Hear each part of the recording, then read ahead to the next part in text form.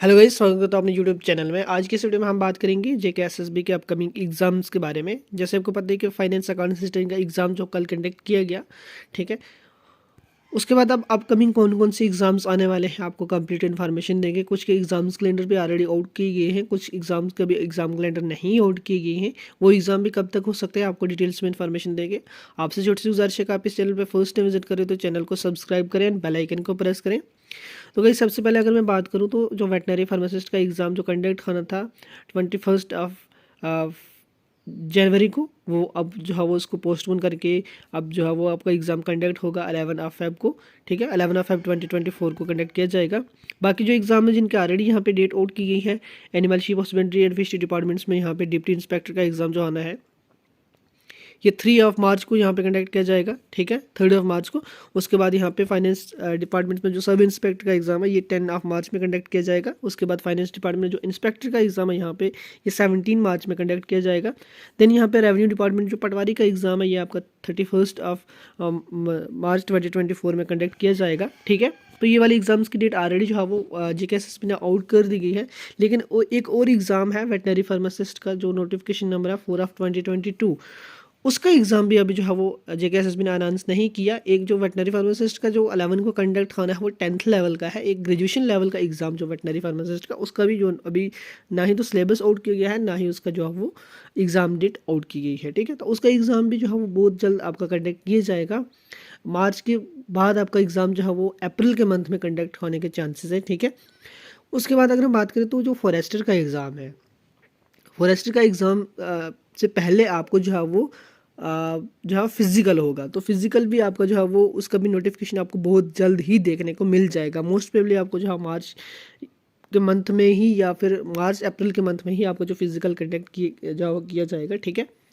तो इसका एग्ज़ाम भी जो है वो फिज़िकल होने के बाद जो 1 मंथ के बाद जो है वो हो जाएगा।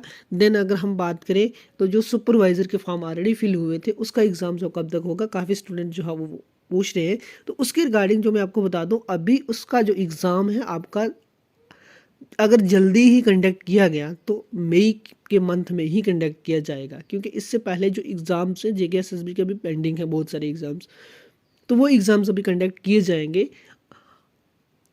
उसके बाद ही जो सुपरवाइज़र का जो एग्ज़ाम है वो कंडक्ट किया जाएगा। अभी एक एग्ज़ाम और भी पेंडिंग है, जो एग्ज़ाम है पंचायत सेक्रेटरी का, जो एडवर्टाइजमेंट नोटिफिकेशन नंबर ऑफ 2023 में जो हुआ था, ठीक है, 1 ऑफ 2023। तो उसका एग्ज़ाम भी अभी जो है वो कंडक्ट नहीं किया गया है, जिसमें सिर्फ 19 या 20 पोस्ट रखी गई थी, ठीक है। उसका एग्ज़ाम भी जो है वो अभी अपकमिंग जो मंथ में जो है वो किया जाएगा, ठीक है।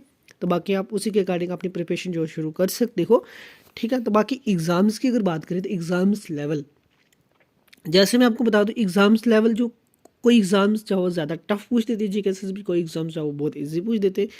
आपको अपनी प्रिपरेशन जो है वो इजी से इजी के लिए भी रखनी है और हार्ड के लिए भी रखनी है। ये नहीं कि आप कोई भी चीज़ को जो है वो इजी लेके उसको छोड़ दें।